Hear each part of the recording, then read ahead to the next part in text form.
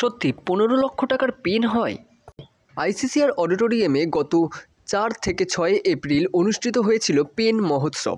সেখানে উপস্থিত ছিলাম আমি আমার ছোট্ট ছোট্ট কয়েকটি ছাত্রছাত্রীদের নিয়ে একটা ছোট্ট ভ্লগ করেছি। আশা করব আপনাদের ভিডিওটি পছন্দ হবে। আমি এর আগে প্রায় 1 বছর আগে একটি ভ্লগ করেছিলাম 2023-এ। আমার সেইভাবে কোনো এক্সপিরিয়েন্স নেই। আশা করব তোমাদের ভিডিওটি পছন্দ হবে। এটি আইসিসিআর হল, গ্রাউন্ড ফ্লোর। আর এই সামনে যে মূর্তিটা রয়েছে এটি রবীন্দ্রনাথ ঠাকুরের ব্রোঞ্জের মূর্তি। আর বাঁদিক এবং ডান দিকে রয়েছে পিতলের তৈরি হ্যান্ডমেড দুর্গা মূর্তি। এটা বাঁদিকের দুর্গা মূর্তিটি। এখানেও দাঁড়িয়ে আমরা অনেক ছবি তুলেছি। এটি সম্পূর্ণ পিতলের তৈরি, প্রায় 6 ফুটের নটরাজ মূর্তি।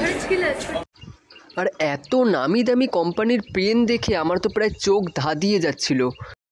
নানান রঙের, ডিজাইনের, নানা ধরনের পেন এখানে ছিল।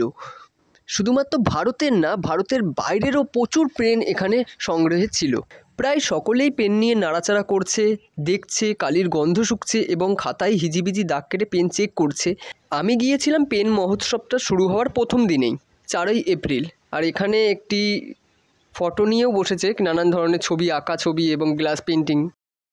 নানান ধরনের পেন, কত রকমারি রঙের বাহার, যেটাই দেখছি সেটাই পছন্দ হয়ে যাচ্ছে। আমারও পেন পছন্দ হয়েছিল, তবে যেইগুলো আমার পছন্দ হয়েছিল সেগুলো আমার রেঞ্জের অনেক বাইরে, 4000 5000। সুতরাং আমি কোনো পেন কিনিনি, আমি একটি ইঙ্ক কিনে চলে এসেছি। ওটা মেড ইন জাপানের তৈরি। তবে ওই ফাউন্টেন পেনের ইঙ্কটিরও দাম আমার কাছে অনেকটাই, 1500 টাকা মতো নিয়েছেন। তবে এই ইঙ্কটি আমার খুব সুন্দর লেগেছিল। আমি এটার ফটোও তুলেছিলাম পার্সোনালভাবে, কিন্তু এটার দাম বলছে 3500 টাকা। সুতরাং এটা তো আমার সেই মুহূর্তের সামর্থ্যের অনেক বাইরে ছিল। তবে আমি খালি হাতে আসিনি, আমিও পেন মহোৎসব থেকে শুধুমাত্র এই ইঙ্কটি কিনে এনেছি। আর আশা করব এই ভিডিওটি আপনাদের ভালো লাগবে। নমস্কার, আমি কুণাল সর্দার। আপনারা সকলে ভালো থাকবেন, সুস্থ থাকবেন। দেখা হচ্ছে পরের ভিডিওতে।